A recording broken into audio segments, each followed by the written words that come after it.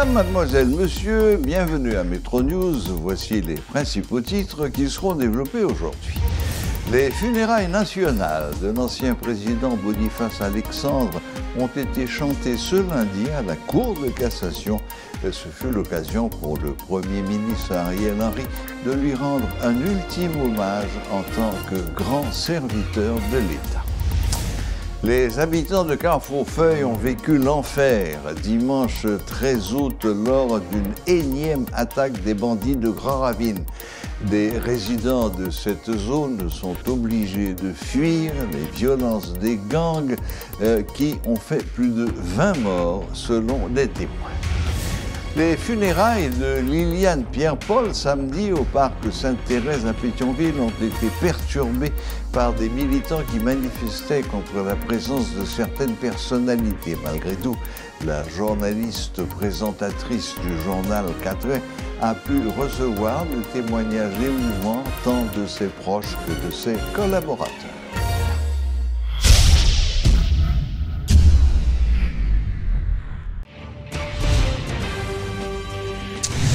Le Premier ministre Ariel Henry a assisté ce lundi à la Cour de cassation aux funérailles nationales de l'ancien président Boniface Alexandre. Ce fut l'occasion pour le chef du gouvernement de lui rendre un ultime hommage en tant que grand serviteur de l'État. Le chef de la primature a fait remarquer que durant son mandat, le président Alexandre fut un modèle de rectitude, d'humilité et d'empathie et qu'il a œuvré pour bâtir un consensus national autour des défis majeurs auxquels nous faisons face en tant que nation.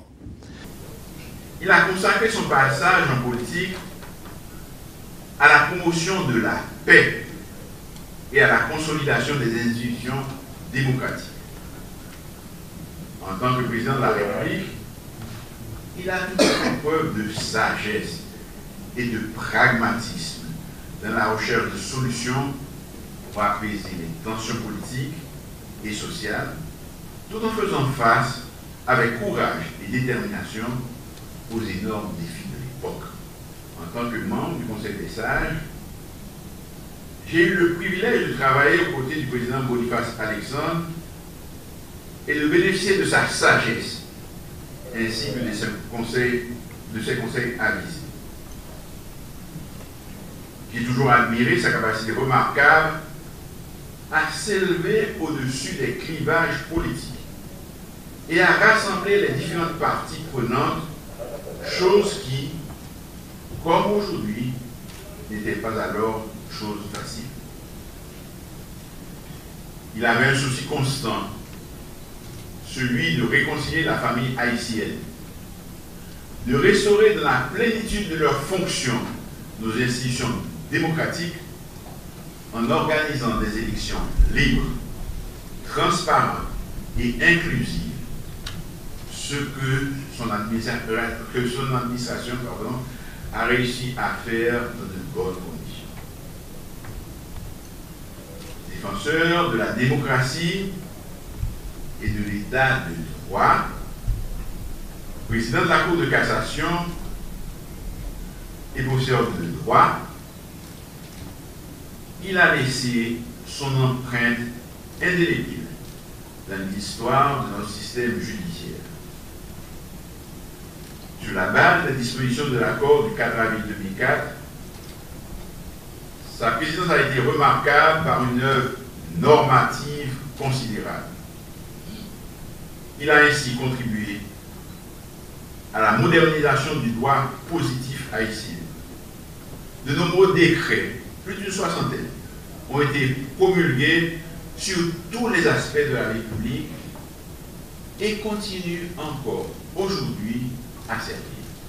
Qui se souvient que c'est sous l'administration Alexandre Latortue que l'on a initié des réformes de la passation des marchés publics et que la CNMP, Commission nationale des marchés publics, a été constituée en vue d'assurer la transparence dans la commande publique. Que l'unité de lutte contre la corruption a été créée en vue de moraliser la vie publique. Mais ces quelques exemples suffisent à démontrer que l'homme à qui nous disons au revoir aujourd'hui avait une ambition pour notre pays et a voulu dans son domaine de prédilection qu'est le droit introduire notre système dans la modernité. La nation se doit aujourd'hui de manifester sa reconnaissance à ce lutteur infatigable qui n'a jamais dit non quand le devoir l'appelait. En effet, après avoir laissé le palais national le 14 mai 2006, il a pris une retraite bien méritée. Mais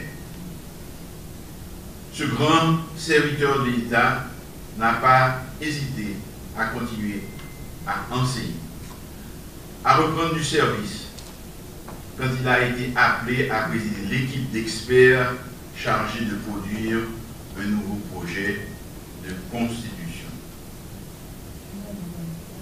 Il est venu personnellement remettre au gouvernement le texte final du projet. Ce document a été transmis au Haut Conseil de la Tradition qui devra très bientôt relancer un débat national sur les changements que nous voulons apporter à notre Constitution. C'est avec le cœur lourd que nous voyons partir cet homme qui a consacré sa vie au service de son pays. Il l'a fait avec honneur, dignité et intégrité. Grâce à sa détermination, à sa vision, à son dévouement à la cause du peuple haïtien, il a contribué à la restauration de la stabilité politique et de l'ordre constitutionnel dans notre pays. Je le savais préoccupé par la situation qui prévaut actuellement en Haïti. Malheureusement, il nous a quittés sans avoir vu ce réveil citoyen indispensable en vue de remettre la démocratie sur les rails. Lui qui encourageait inlassablement les différents secteurs de la vie nationale à faire montre de dépassement de soi pour parvenir à l'unification de notre pays, polarisé à l'extrême. Je suis certain qu'il aurait aimé voir le pays s'engager sur le chemin qui conduit à la réconciliation et à la stabilité. Sa sagesse et sa capacité à réconcilier les divergences avaient permis de rassembler les Haïtiens autour d'un objectif commun, Haïti. Il nous incombe aujourd'hui de suivre son exemple, parce qu'Haïti en a besoin plus que jamais pour repartir sur de nouvelles bases. Aujourd'hui, nous devons nous souvenir de l'héritage qu'il laisse derrière lui. Un héritage de courage, d'intégrité et de foi dans notre patrie commune. Puisse le parcours exemplaire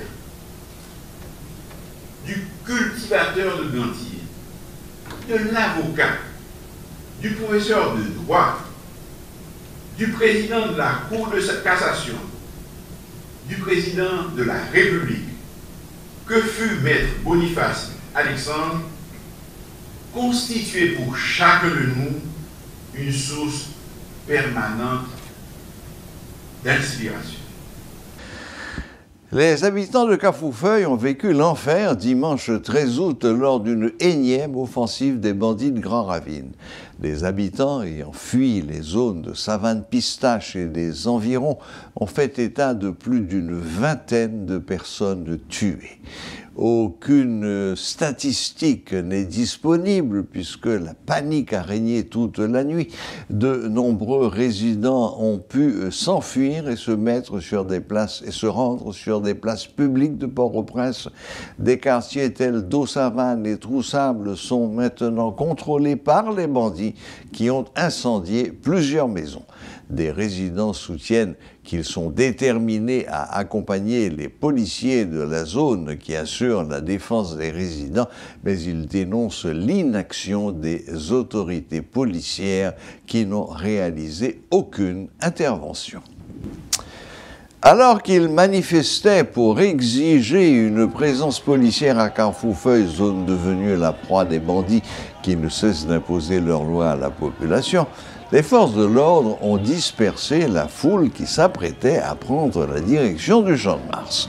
En riposte, la foule, ils ont érigé des barricades de pneus enflammés dans certaines artères, ce qui a paralysé la circulation au centre-ville. Ariel qui mettait dans la rue, on va voler. Depuis 6 heures, dans la rue, on a mangé dans la rue, on va faire neuf. Et Ariel qui fait Tilabli est synonyme de Ariel. Qui dit Ariel dit Tilabli, c'est chef de la police. Tilabli, volé, empêcher moun dormir. Justice n'a demandé pour nous qu'à dormir. Volé, on fait moun pas qu'à dormir. Si l'État fait travail, nous va taper la situation nous là. Chaque samedi, l'État, porte le banégo, porte le banégo, porte le bassiapi, porte le baïsomba.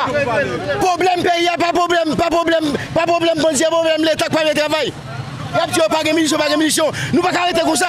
C'est sortir à Bois-Caléa, je ne passe le passé. Sortir à Bois-Caléa, je ne passe le passé. Problème pays, pas problème, bon Dieu, problème l'État lié. Mal, depuis hier soir, c'est bouler bagay moun en l'air, craser bagay moun, décharger bagay moun en pile moun mourir, bouler moun en l'air. Nous demandons justice, nous demandons la paix pour nous continuer la calou pour nous dormir. En pile malheureux dans la rue, yo ba écaille.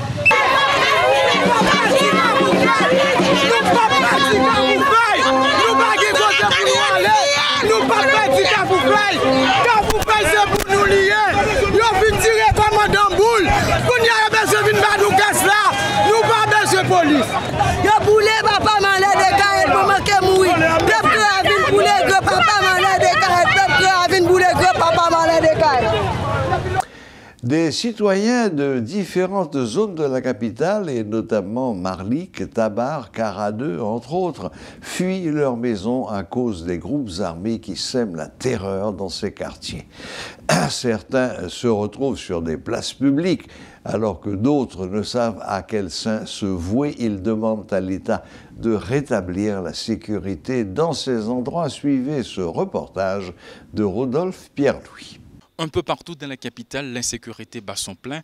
Des citoyens sont obligés d'abandonner leur maison à cause des groupes armés qui opèrent en toute quiétude. C'est le cas notamment à Canaan, c'est le cas également à Marlik, une zone de la commune de Pétionville.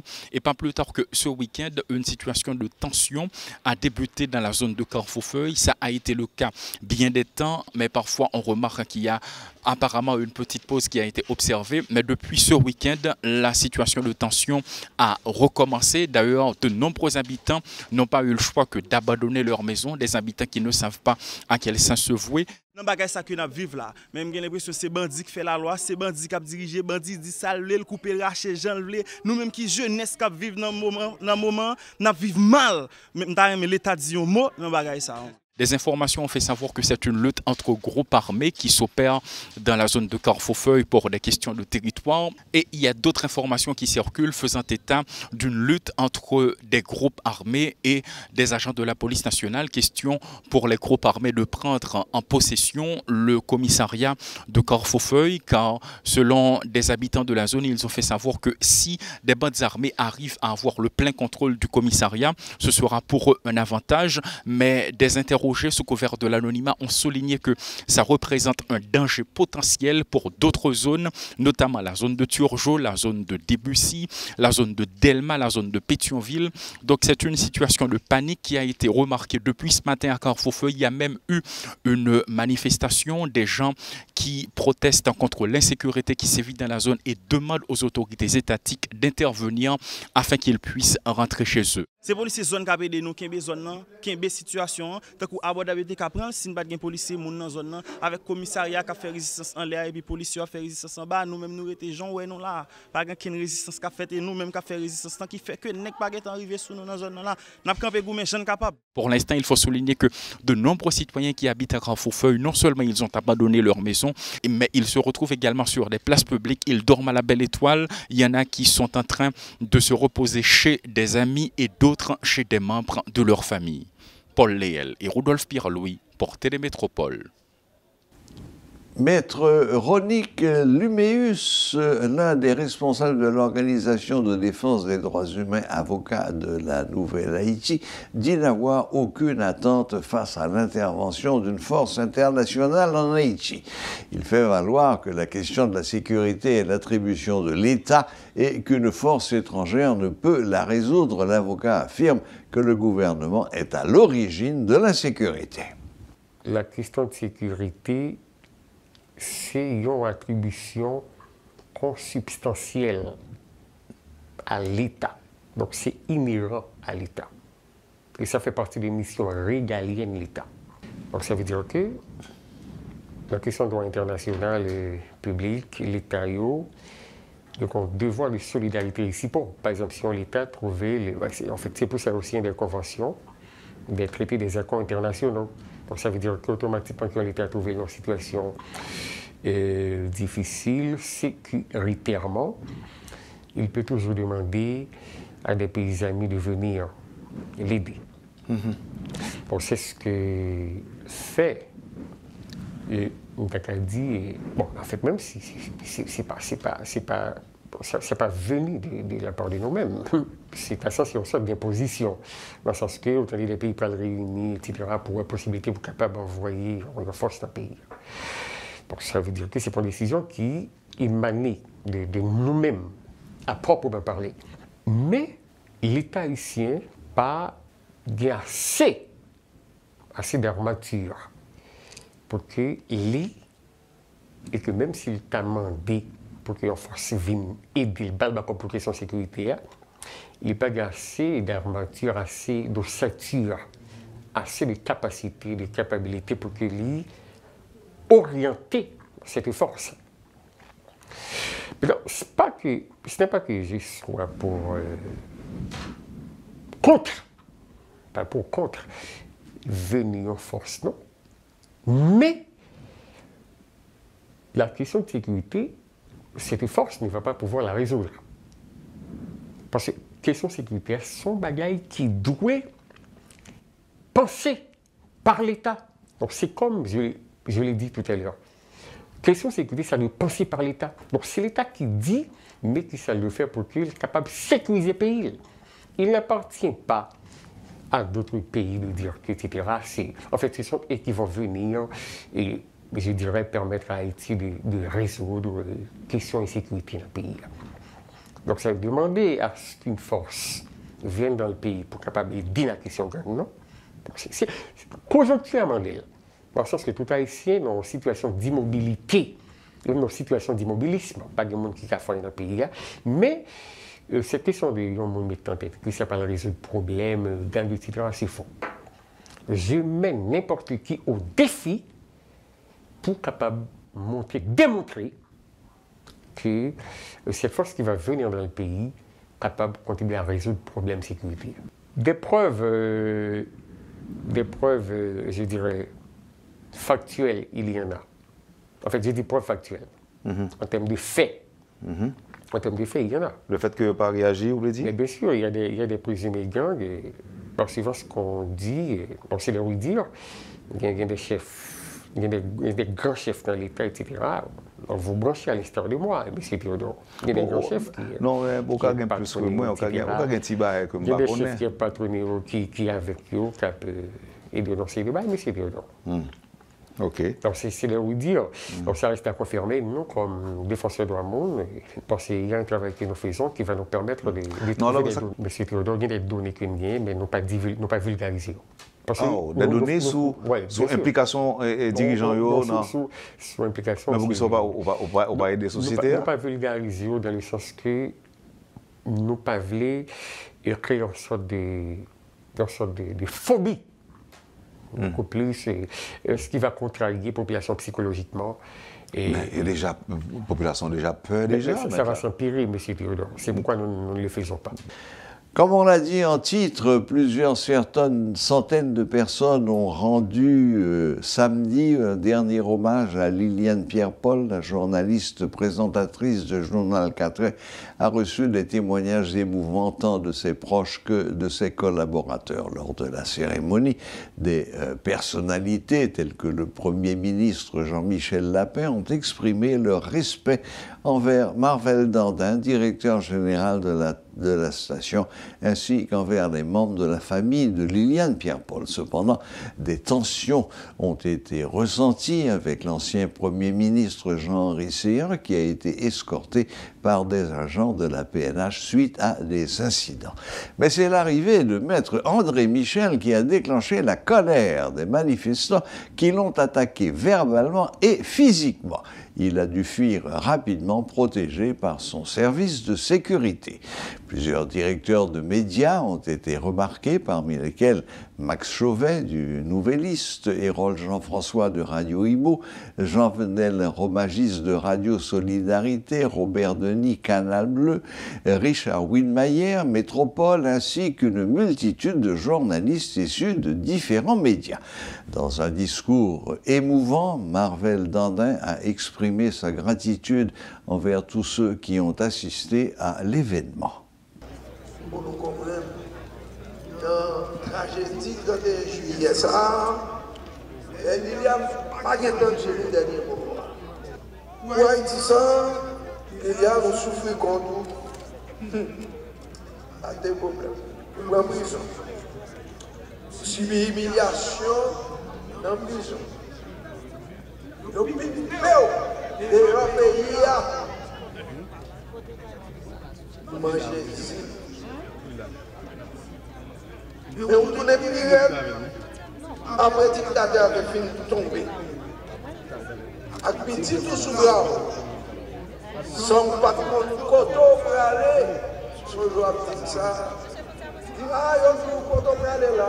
Pourquoi comme ça va passer? Qui va faire le travail? Ça va le faire. Il dit non. La caille la caille pour aller. Donc, il décide de tourner. Malgré qu'on frappe l'Occident est offert à des chitales dans le pays blanc. Subit pression, en pile fois, obligé de mettre en bas paille, engagement, sincérité, intégrité, faire souffrir, non, mais on souffre encore tout. Un parmi monde qui connaît souffrance, qui connaît ça pour en tirer, pour protéger honneur, activité. C'est un monde qui connaît tout. J'en coupé pour continuer à vivre. Après compagnon, Anthony Barbier, t'es quitté ça. Moi, je dis pas ça, qui est capable de parler banal ou bien terre à terre. C'est pour nous connaître, et c'est ça qui est valeur exemple. Qui moune ça? Qui moune ça? Nous perdons. Pas n'importe qui moune. Et là, vous parlez de sacrifice là. Nous mettons à chercher. Pas d'insérer en Haïti. Nous connaissons vraiment vrai qui montre ça. Liliane Planté. La vie de Liliane, c'est un exemple de dévouement sans calcul mesquin pour défendre cause de la vie pour le peuple haïtien, pour créer projet pour Haïti belle, pour Haïti grand monde. Pour tout le monde, c'est le monde, tout le monde. On est ensemble. Malgré toutes sortes de différences, dans chaque secteur, dans chaque domaine, pour décoller pour la vie, sans craser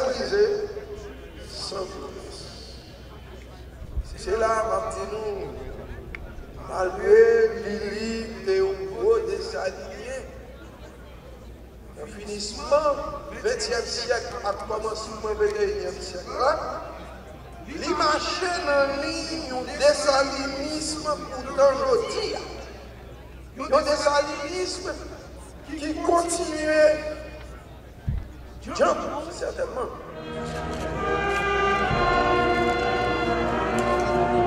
Je vais rentrer dedans.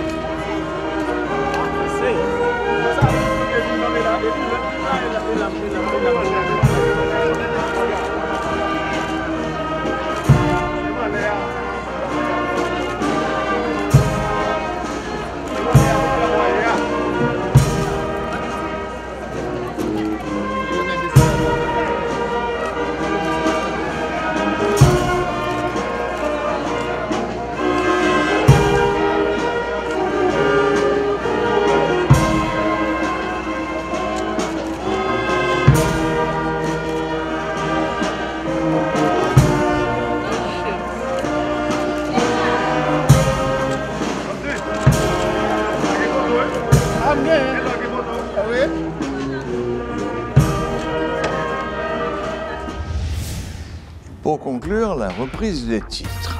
Les funérailles nationales de l'ancien président Boniface Alexandre ont été chantées ce lundi à la Cour de cassation. Ce fut l'occasion pour le Premier ministre Ariel Henry de lui rendre un ultime hommage en tant que grand serviteur de l'État. Les habitants de Carrefourfeuille ont vécu l'enfer dimanche 13 août lors d'une énième attaque des bandits de Grand Ravine. Des résidents de cette zone sont obligés de fuir les violences des gangs qui ont fait plus de 20 morts selon des témoins. Les funérailles de Liliane Pierre-Paul samedi au parc Sainte-Thérèse à Pétionville ont été perturbées par des militants qui manifestaient contre la présence de certaines personnalités. Malgré tout, la journaliste présentatrice du journal 4 a pu recevoir des témoignages émouvants tant de ses proches que de ses collaborateurs. Voilà, la boucle est bouclée. Merci de nous rester fidèles. Très bonne semaine à toutes et à tous et à la prochaine, même heure, même chaîne.